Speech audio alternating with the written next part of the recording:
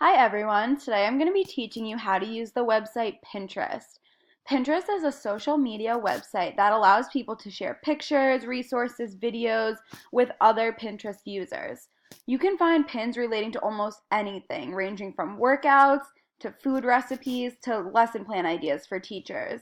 So here I have open my Pinterest page. You can see my name right at the top, a picture that I've added. It shows you how many boards I have, how many pins I have, how many likes, my followers, and who's following me.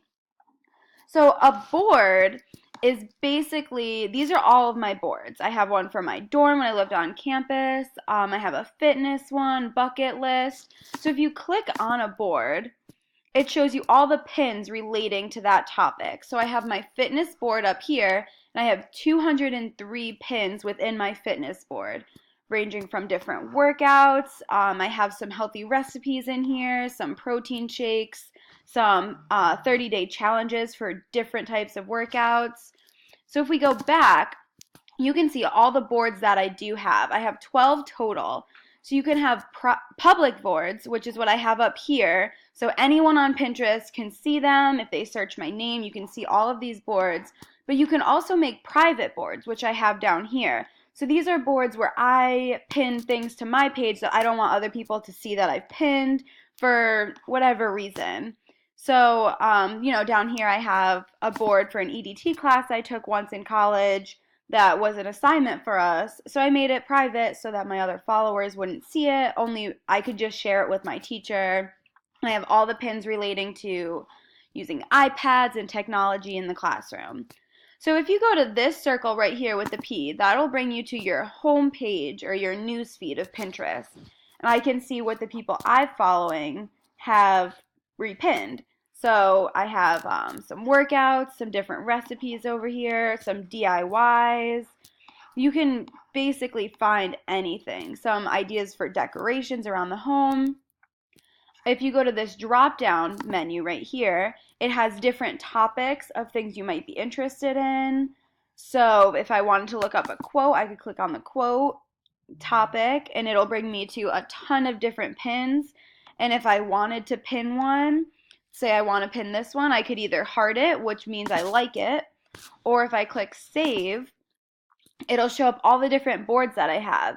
So I can go right down to my quotes board and save it. And then it'll tell me you've pinned to your quotes board. So another thing that you could do is search things that you want. So I tend to use Pinterest a lot when I'm trying to make lesson plans because sometimes lesson planning is difficult, especially in a grade that I've never been in. This semester I'm in a second grade ELD class, which is totally different from anything I've ever been in. So when I was teaching my unit plan on economics, I used Pinterest a lot to find pins. So it shows you a lot of things that I've recently pinned, and goods and services is a lot of what my unit plan was on. So I could click on that, see the different things that I found. It gives you more options to expand it. So goods and services chart for students, or you could just type in something completely new. So I did a lesson on money. So I could type in second grade money lesson. And it'll come up with tons of different pins. It'll show you posters that other teachers have made to share in their classroom. It'll give you worksheets that you could do matching how many coins does this add up to. It gives you ideas for games, a coin war game with cards, different ways to make $1. It's a really great tool for teachers when they're looking up lesson plans. It's also good for different things like the board I previously showed you about incorporating technology in the classroom.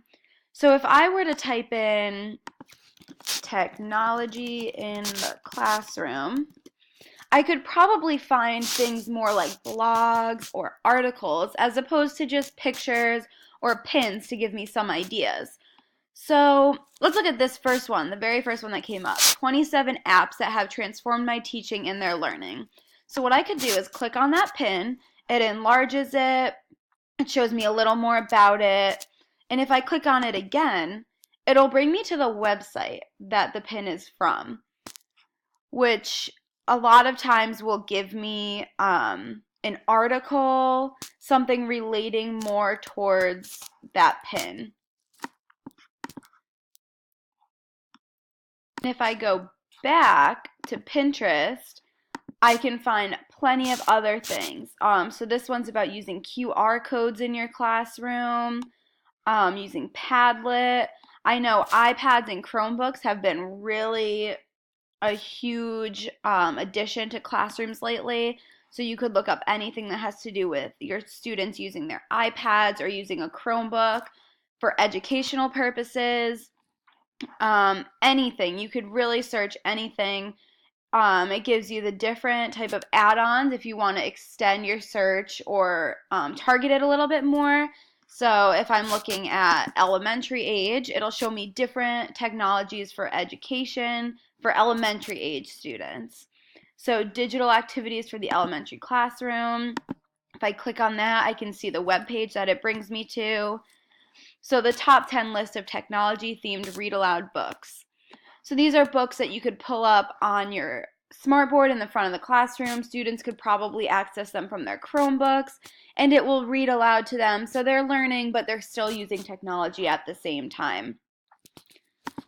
So if I were to go back to Pinterest and X out of this, I could save this if I wanted to save this to my EDT board from my previous class because this is all about education. So again, I would hit save. And then if I go back to my profile, the little person up here, if I click on my pins, it'll show me my most recent pins. So that quote that I had showed you. But notice how the pin that I just saved about the technology in the classroom doesn't show up. That's because I pinned it to one of my boards that was a private board. So it tells me that only I will be able to see it. So to see it, I would have to scroll back down to my private EDT board. If I click on the board, it should be the first one to pop up right there.